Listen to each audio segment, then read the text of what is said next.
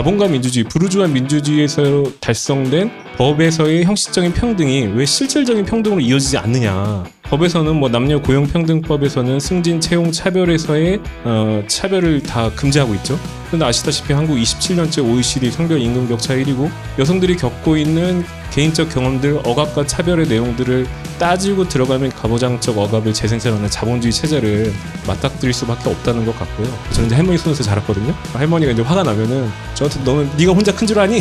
자기 키워준 공도 모른다고 이렇게 막 화를 내셨거든요. 그러니까 당시에 페데리치가 목격했던 좌파 운동, 노동 운동이라는 것은 노동자들을 키워내고 이 사회를 움직이게 하는 이런 어마어마한 공헌들에 대해서 그냥 무시하는 것이었다는 거죠. 이 책을 읽는 독자분들께 강조하고 싶은 내용이 있으시거나 아니면 이 책이 어떻게 독자분들께 다가갔으면 좋겠다라고 생각하시는 게 있으신지. 옹긴이라기보다는 여러분들과 똑같은 독자의 입장에서 오늘 나와야 되기 때문에 어제 오늘 벼락치기로 책을 일독을 했습니다. 이렇게 포스트잇 붙여면서 읽으면은 되게 열독한 것 같잖아요. 그래서 제가 한번 좀 보면서 느끼는 거는 독자분들이 보기에 그렇게 쉬운 책은 아니에요. 네. 크게 이제 두 부분으로 구분이 되는 것 같은데 첫 부분은 이제 빵가장미의 활동 모습들을 담아내는 거고 두 번째는 페미니즘의 여러 이론적 조류들에 대해서 혁명적 마르크스주의의 전통에서 우리가 어떤 견해를 가지고 있는지 쓰고 있는 거거든요. 그래서 이 두 부분을 어떻게 독자분들이 통일적으로 읽으실 수 있을까 제가 좀 생각을 해봤는데 제가 빵가장미 선언문에서 인상적인 문장 하나를 좀 말씀드리고 싶거든요. 이런 부분입니다. 개인이 경험한 것은 그것의 진정한 구조적 특성을 변증법적으로 보여준다. 그러니까 개인의 경험이라고 당연한 거라고 여겨진 일이 사실은 복잡한 사회 역사적 과정의 결정체다. 이런 표현이 있거든요.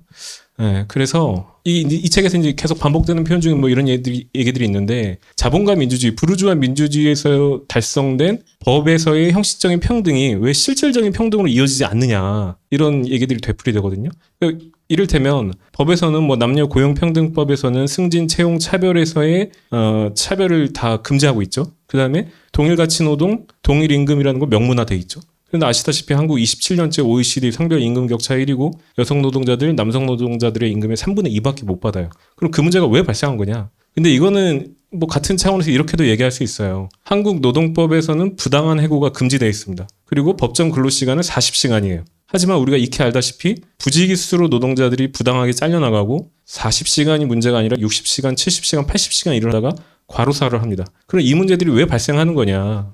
같은 차원의 문제인 것 같아요. 그래서 여성들이 겪고 있는 개인적 경험들, 억압과 차별의 내용들을 따지고 들어가면 결국엔 우리가 이런 여성 억압을 계속 확대하고 강화하고 가부장적 억압을 재생산하는 자본주의 체제를 맞닥뜨릴 수밖에 없다는 것 같고요. 저 역시 이제 한국에서 똑같이 남성으로 사회화가 되면서 그런 과정들을 다 거쳤기 때문에 이 자본주의 체제를 외면하고서 간과하고서는 여성 억압을 궁극적으로 해결할 수 없다라는 것에 대해서 절감을 하게 되는 것 같습니다. 근데 이제 아까 이제 뭐 오연홍 님도 말씀하셨지만 그게 이제 99%를 위한 페미니즘에서도 이제 지금의 페미니즘 운동에서도 하나의 상식처럼 되고 있는 것 같고요. 그런데 이 자본주의가 문제라고 했을 때 이 거대한 자본주의를 과연 우리가 어떻게 뛰어넘을 수 있을 것인가 그 전략의 문제를 고민하게 되는 책인 것 같아요.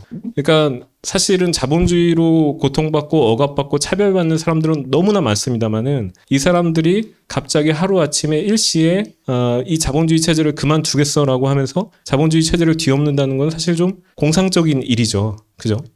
그럴 수 있었다라면은 벌써 이미 자본주의가 아니겠죠. 자본주의는 어떻게 현실적으로 무너질 수 있는가? 그것이 전략의 문제인 것 같고요. 그 전략으로서 이 빵과 장미에서는 노동자 계급 운동을 이야기하고 있는 것 같습니다. 그래서 그런 내용들에 좀 주목을 해서 전체 책을 읽어보시면 좋을 것 같습니다. 네, 감사합니다. 김요한님이 이제 여러 꼭지를 이제 옮겨주셨는데 그 중에 이제 생산과 재생산, 자본주의는 여성을 이중으로 억압한다라는 꼭지를 또 번역해 주셨는데요. 이 꼭지에 대해서 좀 내용을 소개해 주시길 부탁드리겠습니다. 뭐 많이 한 게 아니라 딱 두 꼭지 촉을 번역한 게 다고요. 사실 좀 어렵습니다. 그래서 제가 좀 설명을 어떻게 드려야 될까 고민을 해보고 왔는데 뭐 이렇게 한번 얘기를 해볼게요. 아까 말씀드렸다시피 혁명적 막스주의의 전통에서 페미니즘의 여러 조류들에 대해서 이제 견해를 밝히고 있는데 특히 이제 실비아 페데리치 얘기에 많이 인용이 되고 있죠. 실비아 페데리치가 잘 아시다시피 이탈리아 학자인데 1942년생이에요. 그러니까 실비아 페데리치가 자신의 어떤 학문적 방향을 정립한 시기가 언제냐면은 2차 세계대전 이후에 그러니까 잘 아시다시피 2차 세계대전 때 여성들이 남성들을 대신해서 일터에 가서 엄청나게 일을 했었죠. 하지만 전쟁이 끝나니까 남성들은 다시 일터로 복귀하고 여자들은 일터에서 쫓겨나서 다시 가정으로 돌아와서 전업주부를 했었단 말이에요. 그래서 예전에 그 실비아 페데리치의 예전에 개인사를 다룬 기사를 제가 재밌게 본 적이 있는데 뭐 그런 내용이 있죠. 페데리치가 어쨌든 이탈리아 이제 좌파 운동에 영향을 받아서 노동자 얘기하니까 실비아 페데리치의 어머니가 너는 공장에서 일하는 사람만 노동자라고 보는 거니? 라고 하면서 자기를 이제 면박 줬다라는 얘기가 있죠. 그걸 보면서 저도 이제 예전에 우리 할머니 생각이 났었는데 저는 이제 할머니 손에서 자랐거든요. 그래서 저랑 이제 어렸을 때 말다툼을 하다가 할머니가 이제 화가 나면은 저한테 너는 네가 혼자 큰 줄 아니? 이러면서 자기 키워준 공도 모른다고 이렇게 막 화를 내셨거든요. 근데 이제 그런 부분이죠. 그러니까 당시에 페데리치가 목격했던 좌파 운동, 노동 운동이라는 것은 여성들의 그런 사회에서의 어떤 어마어마한 공헌들, 노동자들을 키워내고 이 사회를 움직이게 하는 이런 어마어마한 공헌들에 대해서 그냥 무시하는 것이었다는 거죠. 특히 그 당시에 노동자 운동이라는 것은 아까 이제 오연홍 님도 말씀하셨지만 노동 해방이 되면 여성 해방은 자동으로 되는 거야. 사회주의가 되면은 문제 다 해결될 거야. 라고 이야기하는 시기였고요. 그래서 당시 이제 페데리치가 주목했던 게 가장 소외된 노동이 자본주의에서 핵심적이지만 가장 소외된 노동이 무급 가선 노동이라는 주장을 했던 것이고 그래서 이제 가선 노동의 임금을 지급해라. 이런 전략들을 내세웠고요. 더 나아가서는 자본과 남성 노동자의 이제 공모까지도 이야기하면서 자본주의 관계 외부에서 뭐 돌봄 노동이랄지 뭐 이런 식으로 그런 자본의 이윤 질서에서 벗어난 대안적인 삶을 만들자 뭐 이런 얘기를 했던 거잖아요. 그래서 이걸 이제 어떻게 볼 것인가라는 이야기인 것 같아요. 일단은 페데리치가 그렇게 이야기할 수밖에 없었던 노동자 운동의 상태는 굉장히 적확한 비판이었다라고 생각을 합니다. 엥겔스 같은 사람이 이제 프리에가 했던 말을 빈번하게 인용하죠. 프리에가 무슨 말을 했었냐면은 어떤 사회에서 전반적 해방의 척도는 그 사회의 여성이 해방된 척도를 보면 알 수 있다 이런 얘기를 하잖아요. 저는 그 얘기를 좀 바꿔보면은 어느 시대건 어느 사회건 노동자 운동의 의식 수준, 노동자 운동의 발전 수준은 그 노동자 운동이 여성 문제를 얼마나 전면에 내걸고 실질적으로 투쟁하고 있느냐로 척도를 삼을 수 있다라고 생각을 하거든요. 그래서 아까 이제 뭐 오연홍님도 러시아 혁명 경우 얘기를 하셨습니다만은 노동자들이 가장 열정적으로 높은 수준에서 투쟁할 때는 여성 차별이라는 것을 절대 허용하지 않죠. 왜냐하면 내부적으로 노동자 내부에서 누군가의 차별을 용인한다는 것은 자본에 맞서겠다라는 의지가 없는 것이기 때문에 러시아 혁명사에서 보면 이제 재밌는 대목들 많이 있어요. 뭐 짜레가 있던 동궁으로 쳐들어가서 보드카 깨먹는 뭐 그런 통쾌한 장면도 있는데 저는 또 통쾌한 장면이 뭐가 있었냐면은 혁명 이후에 청년 노동자들을 모아놓고 이제 직업 교육을 하잖아요. 근데 이제 당시에 볼셰비키가 바느질 교육을 다 시켰어요. 그런데 갑자기 그 러시아 얼마나 후진적이고 마초적인 사회입니까? 남자들 맨날 보드카 먹고 막 이런 사회잖아요. 어떤 청년 볼셰비키가 손들고 바느질을 왜 우리가 배워야 되느냐? 이거는 여성의 일이다. 이거 왜 우리한테까지 가르치냐라고 얘기를 했대요. 그랬더니 그 자리에 있었던 모든 노동자들이 벌떼같이 일어나서 당신은 아직도 그런 반동적인 생각을 하고 있느냐. 여성은 남성의 노예가 아니다. 여성은 아내는 당신의 동지이지 노예가 아니다라고 하면서 그 노동자를 제압하는 장면이 이렇게 어디 나오냐면 레닌의 아내인 그룹스카야가 쓴 레닌을 회상하며라는 책에 나오거든요. 굉장히 인상적이었어요.